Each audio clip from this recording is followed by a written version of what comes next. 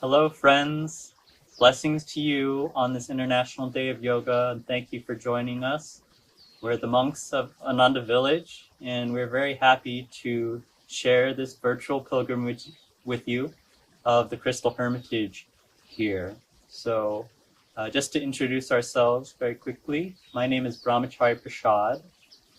I am Brahmachari Dhananjaya. I'm Brahmachari Matthew. I'm Brahmachari Taig. As a little background of this space, I'm sure many of you have visited here before. This is the Crystal Hermitage, the home of several beautiful terrace gardens. It originally began as Swami Kriyananda's home with a sort of a humble little dome. He would go there.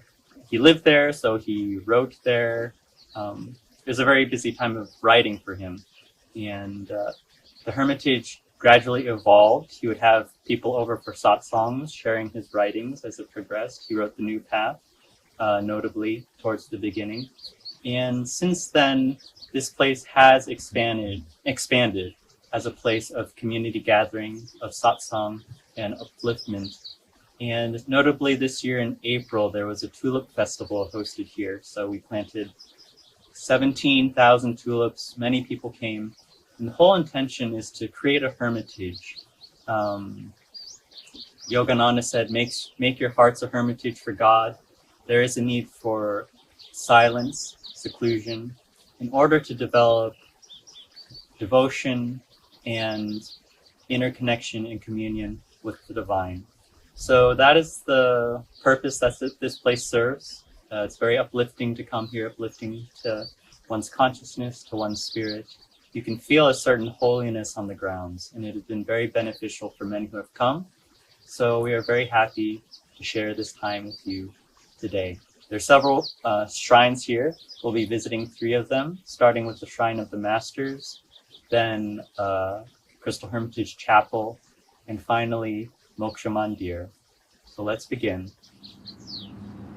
Greetings, friends. Welcome to the Shrine of the Masters. This is our first stop on our Crystal Hermitage pilgrimage. Surrounding us is sort of a museum setup of relics, actual relics that belong to our lineage of masters, and including Swami Kriyananda as well. So this is a very powerful place to visit and tune into the lives of the masters, but also physical objects that saints and held still carry their vibration, and they can be shared. That power can be transmitted. And we brought out a few. We typically leave them on display, but they're here for special occasions. So first we have Lahiri's water pot that he used. We often create holy water there by pouring it into there for some time. This is Sri Yukteswar's actual cane, and you'll remember that Swamis carried the danda staff as a reminder to keep a straight spine. Very important for yoga. And finally, this is a cane belonging to Paramahansa Yogananda. Yeah, so these precious objects remain here elegantly displayed to inspire. So, actually, let's begin this event now with prayer. Heavenly Father, Divine Mother, Friend, beloved God, Jesus Christ, Babaji Krishna, Lahiri Mahashaya, Sri Yukteswar, Paramahansa Yogananda, Saints of all religions, we bow to you all. We offer you ourselves with receptivity to your wisdom, your joy, and your blessings. Be with us on this pilgrimage. Help us to tune in ever more deeply to your ray, to your presence in this world, and your presence in our hearts. May we go ever deeper into the path of yoga, into greater joy, and inner freedom. Peace. So just briefly touching upon the mission, the influence of the masters as part of Ananda. Ananda, of course, was founded by Swami Kriyananda, direct disciple of Padamhansa Yogananda, and this lineage of masters. So this place is a strong manifestation of their ray, and we should just tune into the fact that Swami Kriyananda often would say that Yogananda had a qualitative and a quantitative work to do. The qualitative work is each of us individuals in our path towards the spiritual search, the search for God, and the quantitative work as well. So qualitative, we can take it as deeply as we can towards really the final goal of yoga itself, which is literally union with God.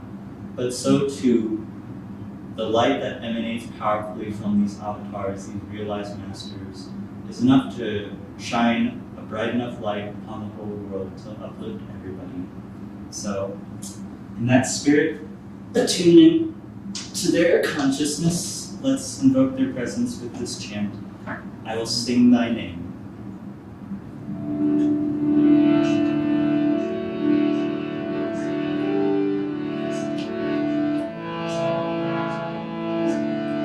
I will sing thy name, I will drink thy name, and get all drunk with thy name. I will sing thy name, I will drink thy name, and get all drunk with thy name. Om Guru, Om Guru, Om Guru, Om Guru, Om Guru, Om Guru, Om Guru, Om Guru, Om Guru, Om Guru, I will sing thy name, I will drink thy name, and get all drunk with thy name. I will sing thy name, I will drink thy name, and get all drunk with thy name. Om Christ, Om Christ, Om Christ, Om Christ, Om Christ, Om Christ, Om Christ, Om Christ, Om Christ, Om Christ, Om Christ, Om Christ, Om. I will sing thy name, I will drink thy name, and get all drunk with thy name. I will sing thy name, I will drink thy name, and get all drunk with thy name. Babaji, Babaji, Babaji, oh. Babaji, Babaji, Babaji, oh. Babaji, Babaji, Babaji, oh. Babaji, Babaji, Babaji, oh. I will sing thy name, I will drink thy name, and get all drunk with thy name. I will sing thy name, I will drink thy name, and get all drunk with thy name. Om Nagiri, Om Nagiri, Om Nagiri, Om. Om Nagiri, Om Nagiri, Om Nagiri, Om. Om Nagiri, Om Nagiri, Om Nagiri, Om. Om Nagiri, Om Nagiri, Om Nagiri, Om.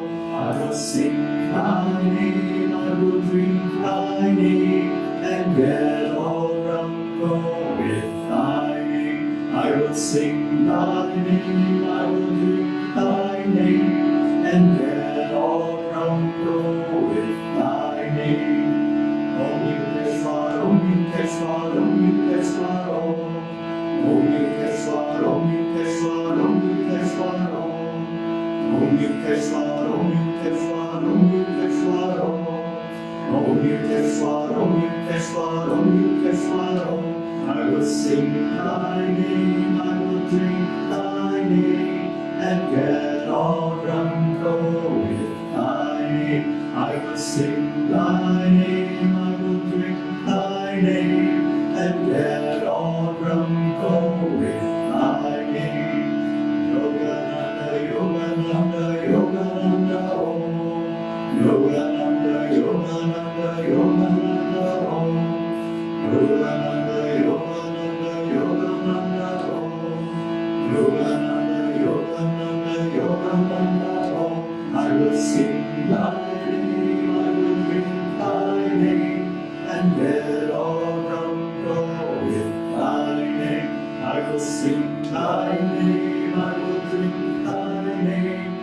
get all from go with my name. Om Guru, Om Guru, Om Guru, Om Guru, Om Guru, Om Guru, Om Guru, Om Guru, Om Guru, Om Guru, Om Guru, Om Guru.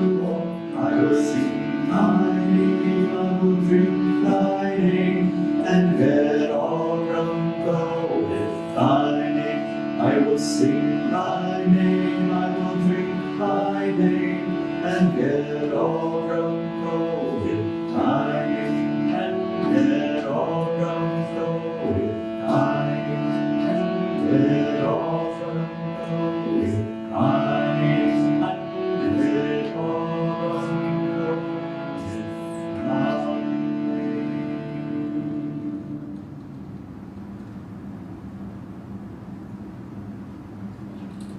Let's have a brief meditation together, 5 minutes. Feeling the power, tuning in deeper to the masters, asking them to bless us, bless our hearts and minds, and our souls.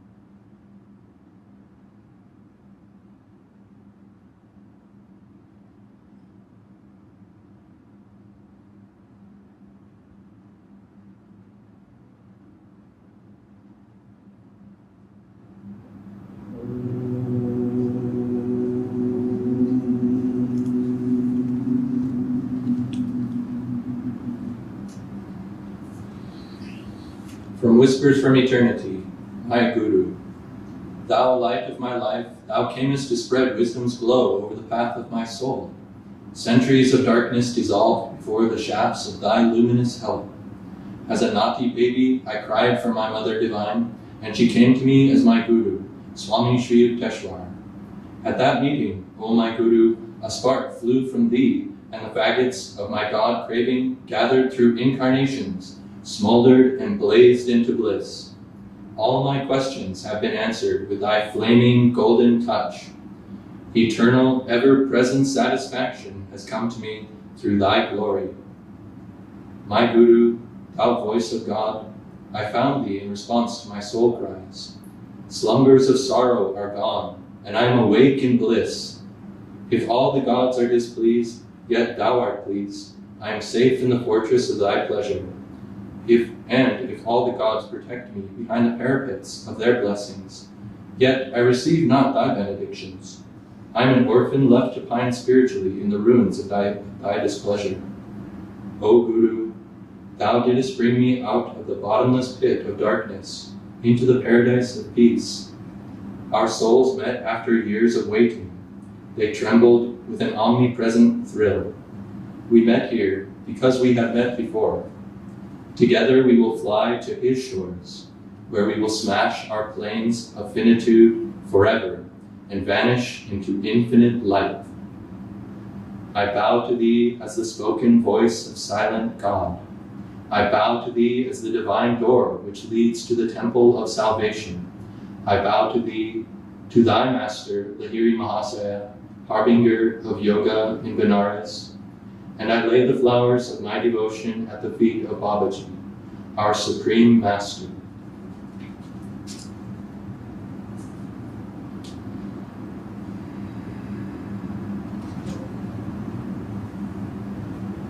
There's no greater blessing than having a God-realized Guru, Sri Yukteswar, play that role for even Yogananda himself. Swami, of course, in his teachings and in his life story, as shared in the New Path, spoke incredibly to the importance of finding autobiography of a yogi, finding master, becoming his disciple. And so we attune through discipleship, through devotion and dedication to these great masters. We can allow their light to shine through us. Swamiji would often say, Yogananda came not to show how great he was, but to show how great we were in our own divine potential. And as a continuation of the ray that these masters brought, let's prepare ourselves as channel to further send energy and send light to the world. Let's rub our hands and chant on 3 times as a prayer to the world.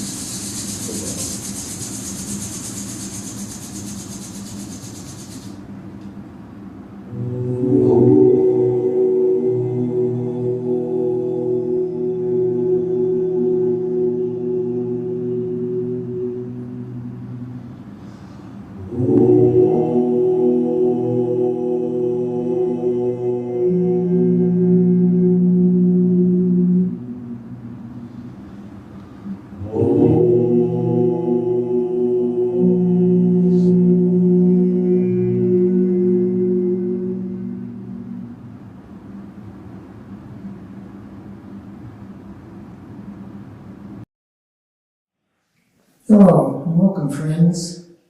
Now we're seated at the Crystal Hermitage Chapel. This is a lovely, intimate little space that is modeled upon the Porzucola, which is situated just outside of Assisi, Italy, and is one of 3 small churches that were rebuilt by St. Francis at the start of his mission. St. Francis had a transition from the son of a wealthy merchant living a life of ease and in a more worldly sense into a great saint and spiritual innovator in the 1200s. And it was during this phase where he was becoming more spiritual but still searching for his path that he was meditating in the small chapel of San Damiano, when he heard the painted Jesus on the cross that was hanging there, saying, "Francis, rebuild my church," which, as you can see, is falling into ruins.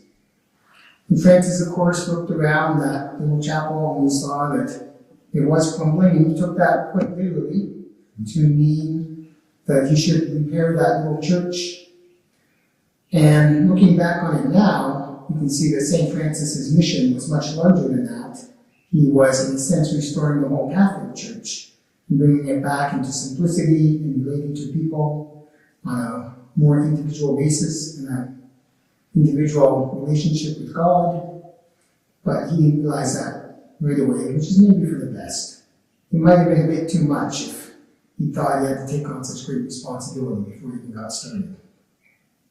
So St. Francis rebuilt San Damiano, and he also built San Pietro della Spina, which was near a leper colony just outside of Assisi, where St. Francis, who initially had a great aversion to lepers, which was common at that time, and I suppose at any time, but through his faith in Jesus and his love, he managed to overcome his aversion, and he went and he served the lepers, and he washed them, and he cared for them, and he found his heart really opening up greatly through that work. And the third of the little chapels that St. Francis rebuilt was Santa Maria dell'Angeli, St. Mary of the Angels, also known as Porzucola, which is a small portion because of the size of the chapel. And this is the chapel here that was built based upon the Porzucola, Santa Maria dell'Angeli. And so, one might say that the Crystal Hermitage is the heart of Ananda village, with its beauty and its spiritual basis, and Swami Kriyananda living here for so long. And in the same sense, you could say that the Porzucola was the heart of St. Francis's mission. That was where he was staying when he first began to gather his brothers around him, and it was from the Porzucola, when he had 11 brothers, so there were 12 total, that they left and walked down to Rome to commission to take their plea to the Pope to authorize this new order of Franciscans. And they came back, and it was from here that they went out 2 by 2, preaching throughout the countryside. And St. Francis loved this little chapel outside of Assisi. And he would often tell the brothers, never abandon this place. It is very holy, and you have no idea the advanced spirits that come here. And he would speak to Jesus and angels in and around Porzucola, and it was extremely important to him. And it was from here that he was wondering what he should be doing with his life. He had a thought one day, one persisted for a while, that should he continue to be preaching to people, or would it be sufficient for him to just go and meditate and pray in isolated spots in the wilderness, which was, very dear to his heart, to go by himself, away from people and just commune inwardly with God. And so he prayed, and he sent Brother Maceo out to question both St. Clare and Brother Sylvester, who were both great souls who trusted greatly.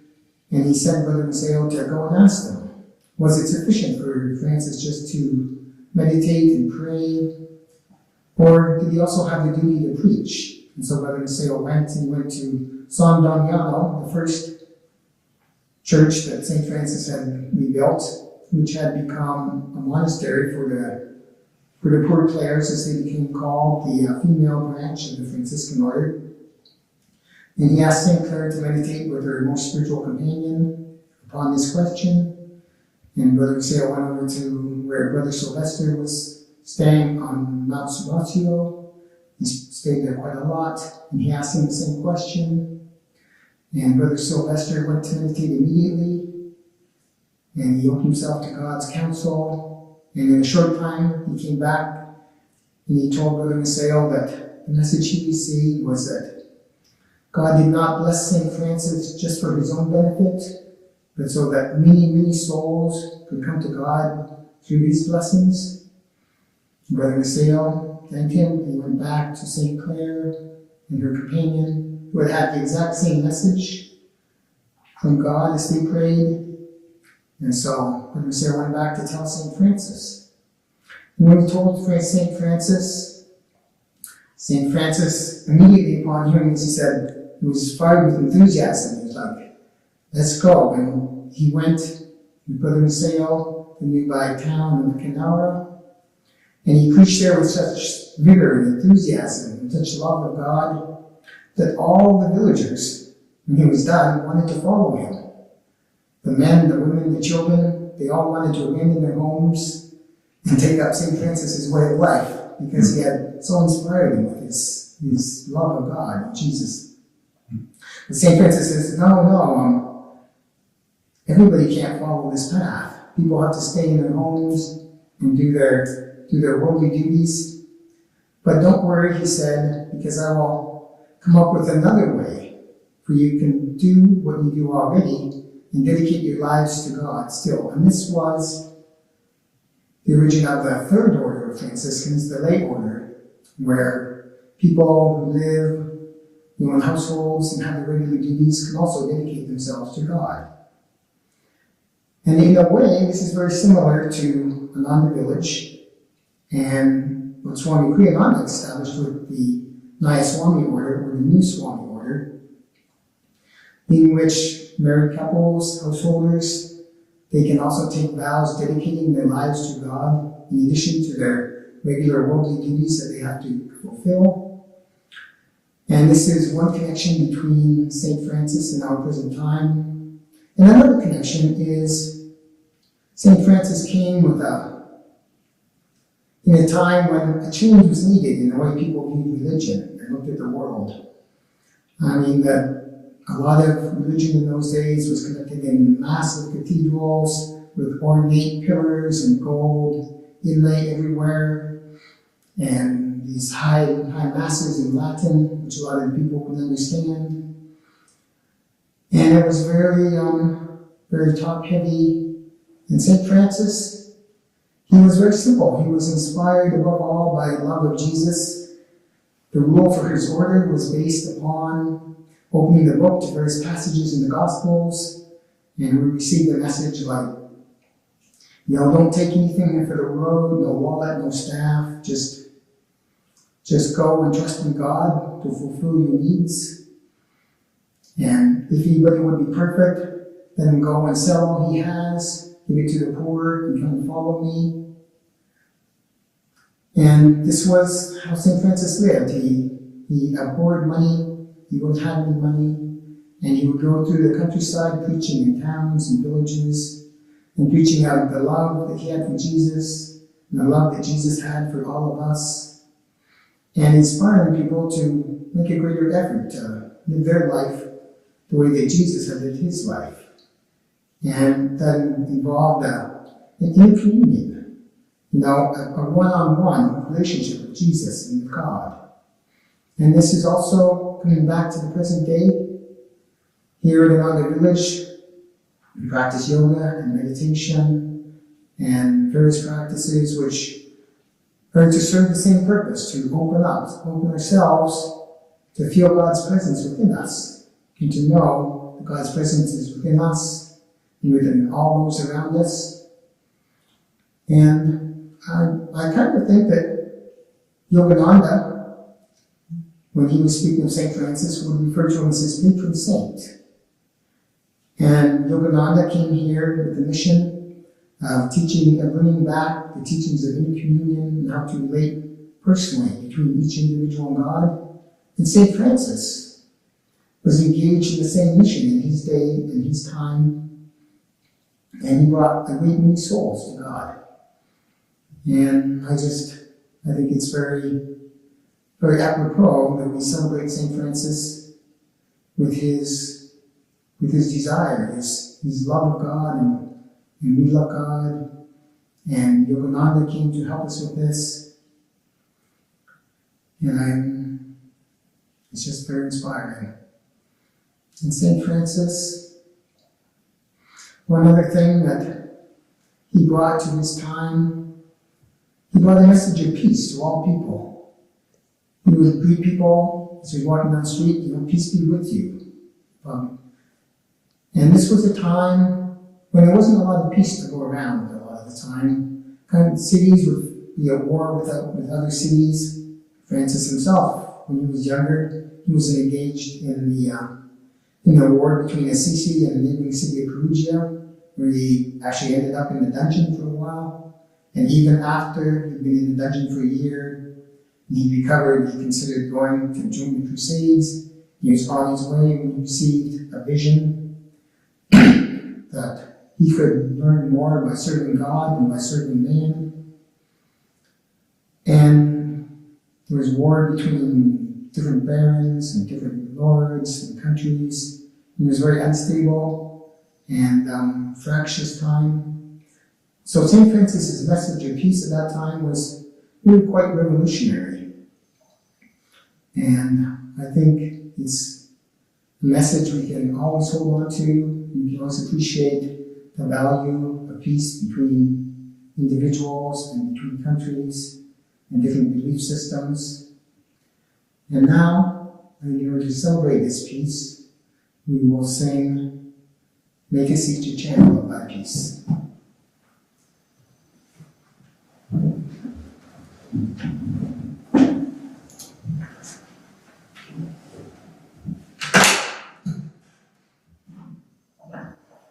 We'll take us into a meditation and then again a healing prayer for the world.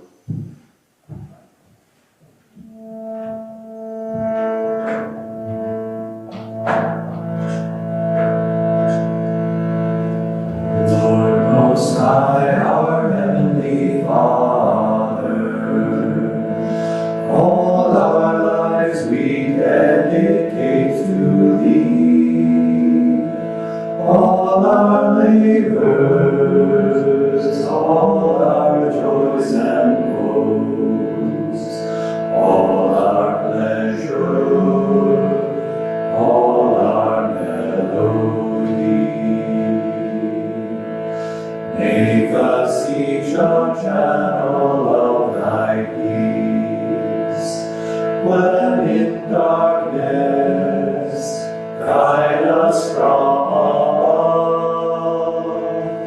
where there's sorrow, may we sow Thy joy. Where there's hatred, may we share Thy love. Lord Most High, our Heavenly Father, all our lives we dedicate to Thee. Labors, all our joys and woes, all our pleasure, all our melody. Make us each a channel of Thy peace. When in darkness, guide us from sorrow, may we sow Thy joy. Where there's hatred, may we share Thy love.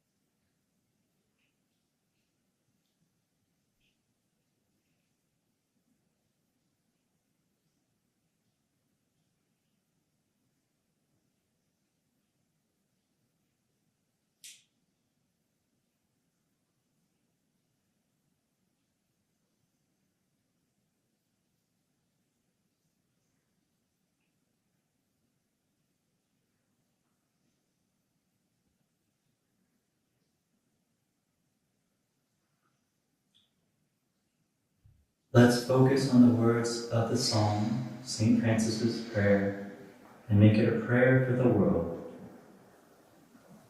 Lord Most High, our Heavenly Father, all our lives we dedicate to Thee. All our labors, all our joys and woes, all our pleasure, all our melody. Make us each a channel of Thy peace. When in darkness, guide us from above. Where there's sorrow, may we sow Thy joy. Where there's hatred, may we share Thy love.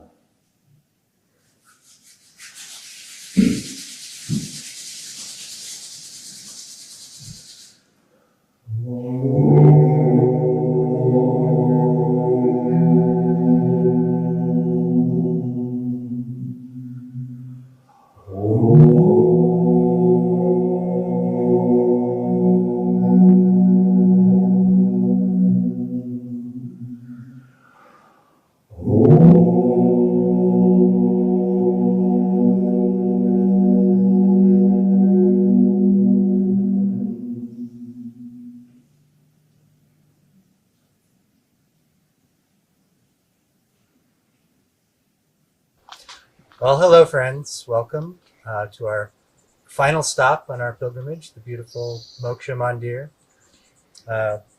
built as the final resting place of Swami Kriyananda's remains, and built in honor of his life and in honor of his attainment of moksha, or final liberation, which is the ultimate goal of yoga.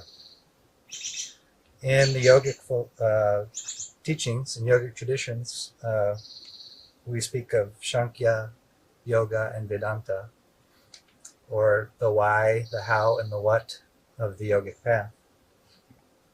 We could think of these as stages, but really they're also working together to bring us closer to our own final destination in God. With Shankya, we realize through suffering our desire to escape the mess of delusion we've gotten ourselves into, and recognize our need for the path of yoga to take us with ever-increasing joy, as both Dhananjaya and Prashad alluded to earlier. The path of yoga is one of increasing joy, not dreariness and suffering. But onward to Vedanta, which Swami Kriyananda explained as literally meaning summation or end. For that is the end. Vedanta is the end. It is the goal. Vedanta is the ultimate fulfillment of the path of yoga in the experience of divine consciousness, which itself finds complete expression when the soul achieves moksha, perfect freedom in that divine consciousness. Whenever I visit the Moksha Mandir, I'm always taken by it, and I think of it, it's sitting on this cliff and the vast expanse beyond. It strikes me as something of a point of departure, like a spiritual launch pad, launching us into the infinite. And it's here where we can practice with Swami Kriyananda's blessings. We can practice merging into that limitless bliss of God's presence until we arrive at the end of our journey, while also knowing all the while that we're one even now with that infinite ocean of spirit. So let us now affirm that inner reality with this chant: I am the bubble, make me the sea.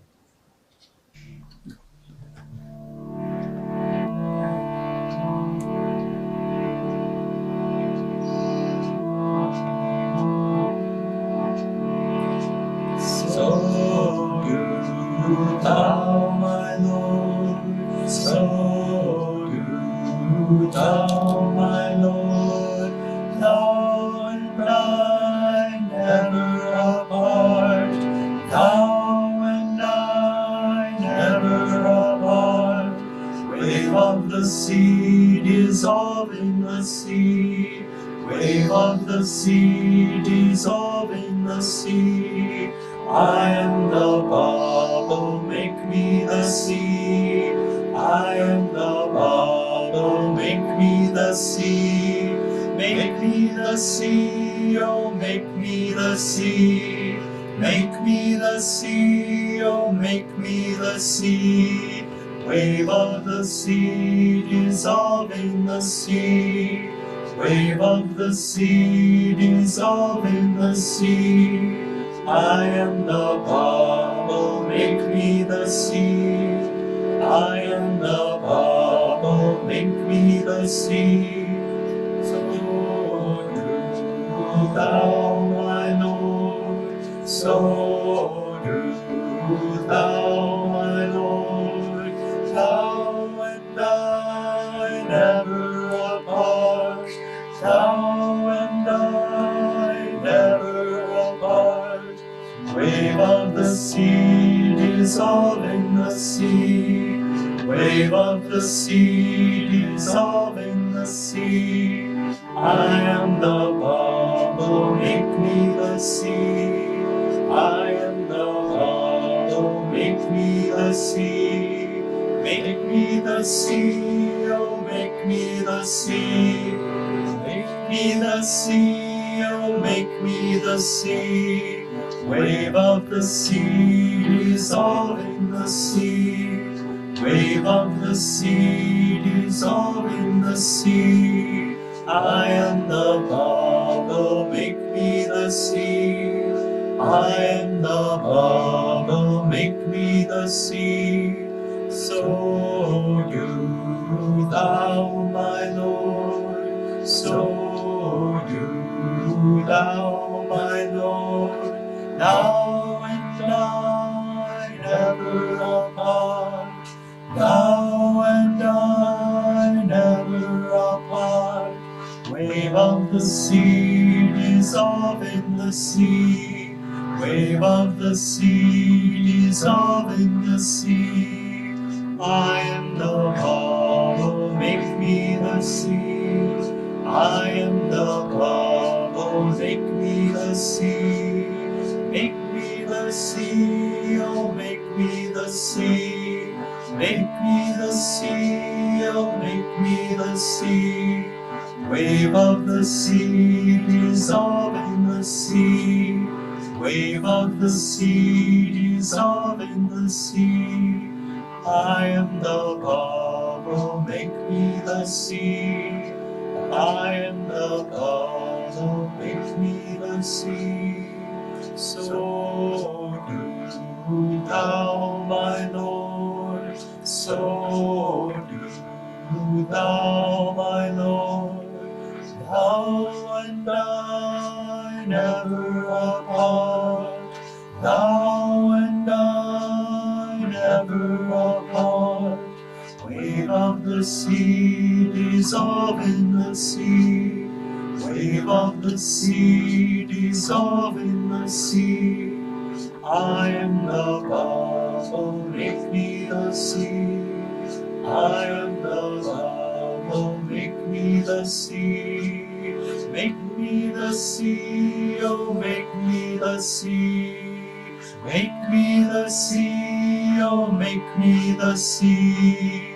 Wave of the sea, dissolve in the sea. Wave of the sea, dissolve in the sea. I am the bubble, make me the sea.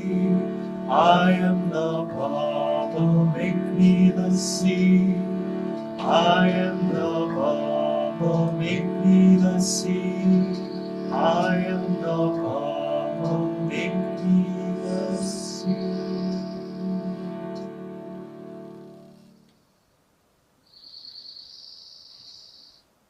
103. Demand for the opening of the spiritual eye to find God in everything. My eyes are enthralled, O Father, with the beauty of earthly flowers, with life's passing scenes, and with the sailing, silent clouds. Everywhere, all I see hints at thy hidden presence. Open that eye in me which sees only thee. With that gaze may I behold thee above, beneath, all around, within, and outside me. Teach me in all things to see only thee. Open in me that eye which beholds everywhere thy hidden but ever subtly reigning wonder.